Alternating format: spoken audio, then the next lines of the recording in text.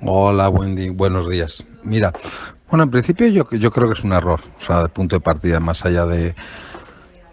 que luego haya tenido un rating mayor o menor, o que haya despertado críticas, hubiera despertado simpatías, o sea, es un error porque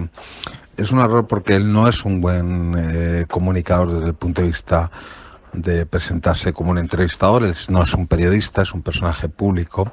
que puede tener mucho más interés que le entrevisten que el entrevistar. Es decir, juega un rol que está muy fuera de su rol como presidente de la República, pero está incluso fuera de su rol como PPK, ¿no? Como personaje público y los atributos que tiene, ¿no? Pero además creo que es un error porque se expone a una situación que no es deseada, ¿no? En realidad, en política, el punto fundamental de cualquier político es no cometer errores, ¿no? O sea, uno puede ser luego mejor o peor, hacer cosas mejores o peores, desarrollar mejores o peores políticas, pero el punto fundamental es no cometer errores. Entonces, un exceso de exposición en un clima que ahora mismo pues es más beneficioso porque realmente venía de un gobierno muy acabado, apenas a unos meses de iniciar la legislatura, pero el fenómeno del niño pues le ha dado un poco de alas y por lo menos la ha sacado de esa situación crítica. Y ahora va y se expone en un proceso en el cual va a estar sometido a todo tipo de críticas, ya digo, lo hiciera mejor o lo hiciera peor. Por tanto, yo creo que una sobreexposición para un presidente, que en principio se le va a valorar por su gestión, no tiene mucho sentido cuando además sabemos que en Perú existe un alto nivel de crítica hacia cualquier acción política, independientemente, ya digo, de la bondad de la misma. Por tanto, el punto de partida, como alguien que eso le ha ocurrido, es un error. Luego, el programa, con todas las salvedades, evidentemente, bueno, tiene muchas connotaciones muy parecidas a los consejos de ministros que hacía Chávez, ¿no? Chávez hacía una cosa muy parecida. Al final él se convertía en una especie de rol de entrevistador en sus consejos de ministros. En la sala Néstor Kirchner, cuando de alguna forma entrevistaba o inquiría a sus ministros que habían desarrollado en determinadas cuestiones, ¿no? Por tanto, tiene esa lógica de presentar acciones políticas o de presentar programas de políticas públicas al público a través de este tipo de modalidad. Cosa que creo que en Perú no es necesario porque un presidente puede tener una perfecta salida para presentar determinadas acciones a través, por ejemplo, de una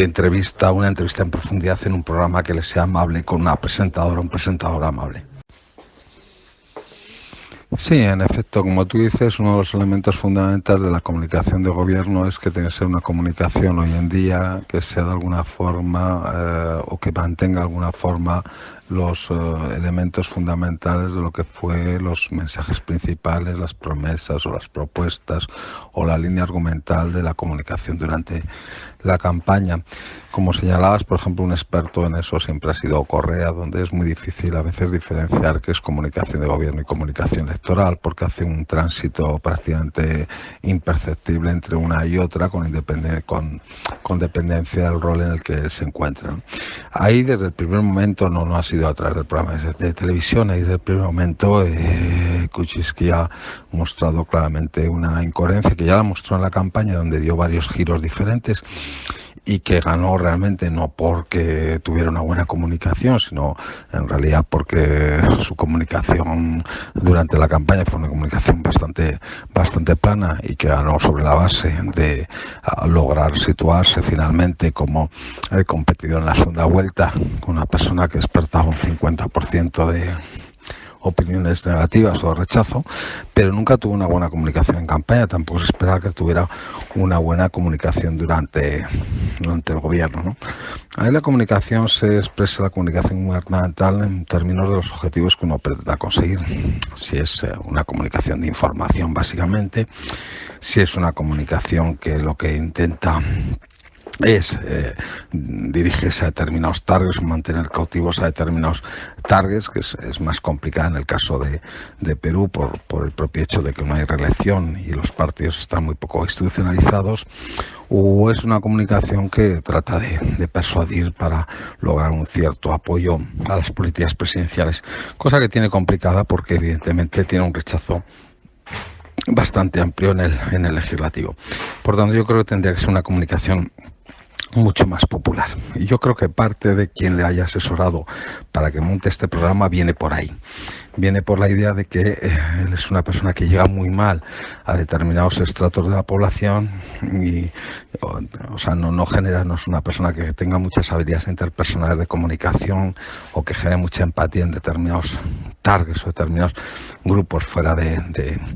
grandes urbes o de Lima capital. Y bueno, yo creo que alguien le ha asesorado con la idea de hacer un programa